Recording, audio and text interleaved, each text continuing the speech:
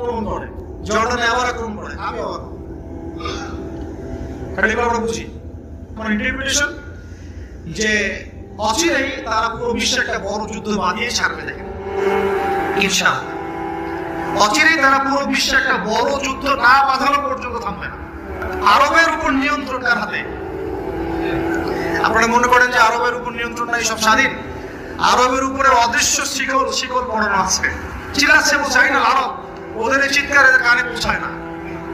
ওদের কান খ্রিস্টানদের টাকা দিয়ে বন্ধ করে দেওয়া আছে। ওদের এই মাজলুমদের চিৎকার ওদের কান পর্যন্ত পৌঁছায় না, কারণ তাদের মসনদ টিকে আছে ইন্টারনেট সমর্থনে। এবং আরো বহু কান্ট্রির মধ্যে এই পশ্চিমাদের বেস ক্যাম্প আছে, সামরিক ঘাঁটি আছে, সামরিক বেস ক্যাম্প আছে, ওখান থেকে তারা ফ্লাই করে।